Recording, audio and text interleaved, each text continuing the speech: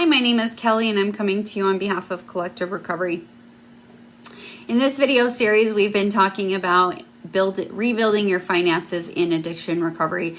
This is a very important aspect of recovery, is to look at your financial health and really just make shifts so that you can put yourself in a position to be able to eventually, do the things that you want to do in recovery. We didn't get sober in order to live a boring life. We got sober so that we could experience life and have a life that we don't need to escape from. So in order to make that happen, you have to look at your finances. You have to be willing to look at your financial health. So it is estimated that even an alcoholic that binges 7 days a week can spend tens of thousands of dollars on alcohol, not to mention, the treatment fees of outpatient treatments or inpatient treatments, detox, sober living, all of those things add up. And also legal problems that might happen, DWIs, DUIs, maybe public intox. These are some things that might happen as a result of, your addiction, right? And so those things really need to be cleaned up. And a big part of this is really learning how to get back on track with your financial health and rebuild your finances. So in the first video, we talked about securing employment. In the second video, we talked about creating and sticking to a monthly budget.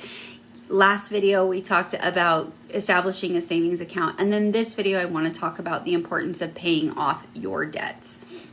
So in this video, it's really important to organize all of your debts and make a repayment plan. So once you've actually established a savings account, Dave Ramsey, he is a financial genius, really, and he recommends to have at least $1,000 in a savings account first before repaying debt. And then once you've decided to do that, it's really important to organize your debt. He suggests to organize it in the lowest or the least amount of debt to the highest amount of debt, and start to actually come up with a debt repayment plan where you're, paying the very minimums on all of your cards or all of your obligations, except for that smallest one. Tackle that smallest debt first. Take that money that you had allocated for that particular debt and then put it on the next debt, and so on and so forth. That is actually what he suggests to do with paying off debt. I personally have used that method and it's been very, very effective in my life, because what you're doing is you're creating a snowball effect. You're really creating momentum by getting the littlest one paid off first, and then so on and so forth, right? Now, if you are having problems with creditors, what is recommended is to actually give your creditors a call. This seems a little scary in the beginning, especially if you have a lot of debt. But calling your creditors and actually making a payment arrangement with them is one of the best things that you can do. They're actually there to help you. They want to see you repay the money in whatever way possible. So they're usually there to work with you.